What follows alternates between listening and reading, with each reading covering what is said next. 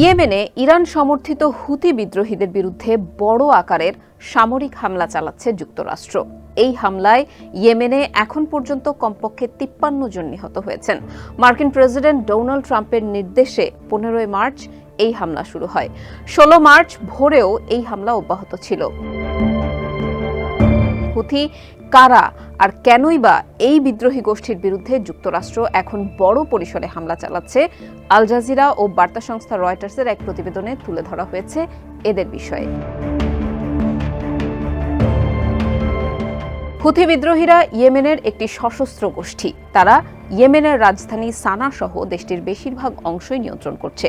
গোষ্ঠীটির আবির্ভাব ঘটে ৯০-এর দশকে। তবে তারা প্রথমবারের মতো দেশ বিদেশে ব্যাপক আলোচনায় আসে ২০১৪ সালে। সেই সময় তারা ইয়েমেনের রাজধানী সানা দখল করে। দেশটির তৎকালীন প্রেসিডেন্ট আব্দুরাব্বু মনসুর হাদিকে তারা ইয়েমেন ছেড়ে পালাতে বাধ্য করে।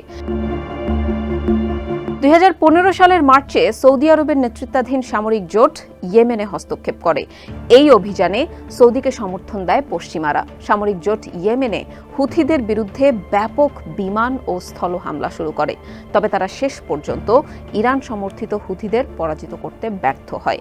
জাতিসংঘের মধ্যস্থতায় ২০২২ সালের এপ্রিলে ইয়েমেনে যুদ্ধবিরতি কার্যকর হয়। ইয়েমেন ও সৌদি আরব এখন শান্তি আলোচনায় রয়েছে।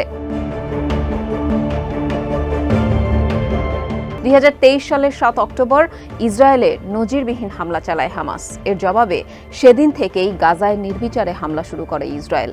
এই হামলার প্রতিবাদে এবং ফিলিস্তিনি ও হামাসের প্রতি সমর্থন জানিয়ে ২০২৩ সালের নভেম্বরে লোহিত সাগরে চলাচলকারী ইসরায়েল সংশ্লিষ্ট জাহাজ নিশানা করে হামলা শুরু করে হুথিরা।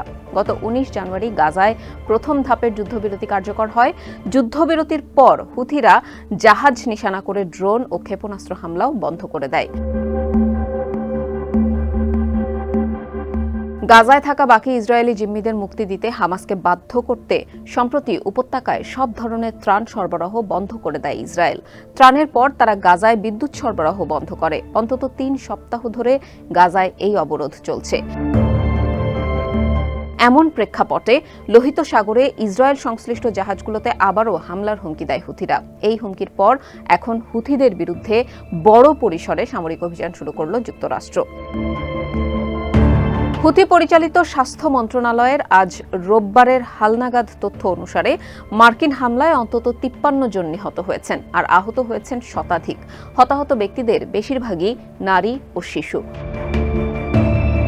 হুথিদের বিরুদ্ধে হামলার বিষয়ে ট্রাম্প তার ট্রুথ সোশ্যাল নামের সামাজিক যোগাযোগ মাধ্যমে দেওয়া পোস্টে বলেছেন, তোমার সময় শেষ আর আজ থেকেই তোমাদের হামলা বন্ধ করতে হবে। যদি তা না হয় তাহলে নরক তোমাদের উপর এমন বৃষ্টি বর্ষণ করবে যা তোমরা আগে কখনোই দেখোনি।